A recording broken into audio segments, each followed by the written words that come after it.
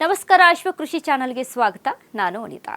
ಸರ್ಕಾರವು ತಂಬಾಕು ಹಾಗೂ ನಿಕೋಟಿನ್ ಹೊಂದಿರುವ ಗುಟ್ಕಾ ಮತ್ತು ಪಾನ್ ಮಸಾಲ ಉತ್ಪನ್ನಗಳ ಮಾರಾಟ ಹಾಗೂ ವಿತರಣೆಗೆ 1 ವರ್ಷದ ನಿಷೇಧ ಹೇರಿರುವುದನ್ನು ಸಾರ್ವಜನಿಕ ಆರೋಗ್ಯದ ದೃಷ್ಟಿಯಿಂದ ಅಖಿಲ ಭಾರತ ಅಡಿಕೆ ಬೆಳೆಗಾರರ ಸಂಘವು ಗೌರವಿಸುತ್ತಾ ಇದೆ.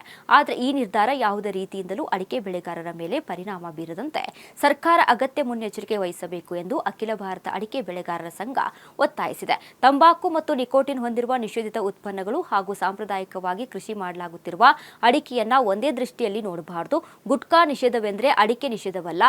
ತಂಬಾಕು ನಿಕೋಟಿನ್ ಉತ್ಪನ್ನಗಳ ವಿರುದ್ಧ ಸರ್ಕಾರ ಕೈಗೊಳ್ಳುವ ಸಾರ್ವಜನಿಕ ಆರೋಗ್ಯ ಕ್ರಮಗಳನ್ನು ಅಡಿಕೆಯ ಕೃಷಿ, ಮಾರುಕಟ್ಟೆ ಮತ್ತು ಬೆಳೆಗಾರರ ಜೀವನೋಪಾಯದ ಮೇಲಿನ ಕ್ರಮವಾಗಿ ಪರಿಗಣಿಸಬಾರದು. ಈ ಹಿಂದಿನಿಂದ ಅನುಭವಗಳನ್ನು ಗಮನಿಸಿದರೆ ಗುಟ್ಕಾ ನಿಷೇಧದಿಂದ ಅಡಿಕೆ ಮಾರುಕಟ್ಟೆಯಲ್ಲಿ ಕುಸಿತ ಉಂಟಾಗುತ್ತದೆ ಎಂದು ಹೇಳಲು ಸಾಧ್ಯವಿಲ್ಲ.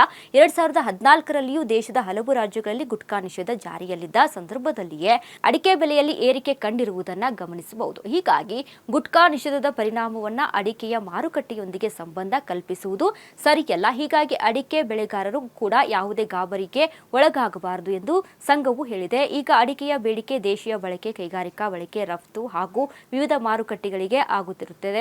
ಪೂರೈಕೆಯ ಕುರಿತು ಸಮಗ್ರ ಅಧ್ಯಯನ ನಡೆಸಬೇಕು.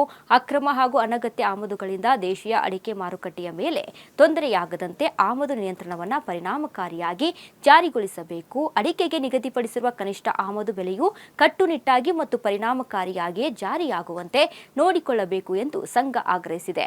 ದೇಶದ ಲಕ್ಷಾಂತರ ಅಡಿಕೆ ಬೆಳೆಗಾರರು ಜೀವನೋಪಾಯ ಅಡಿಕೆ ಕೃಷಿಯೊಂದಿಗೆ ಬೆಸೆದುಕೊಂಡಿದೆ.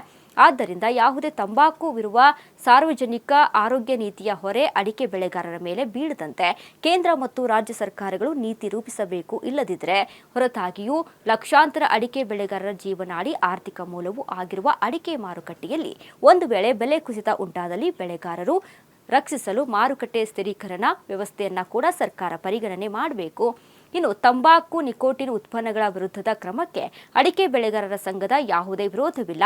ಅಡಿಕೆಯ ಪರ್ಯಾಯ ಬಳಕೆಯೂ ಈಗಾಗಲೇ ಇದೆ. ಅಡಿಕೆಯ ಸಿಹಿ, ಸುಪಾರಿ, ಚಹಾ ಯಾವುದೇ ವಿರೋಧವಿಲ್ಲ.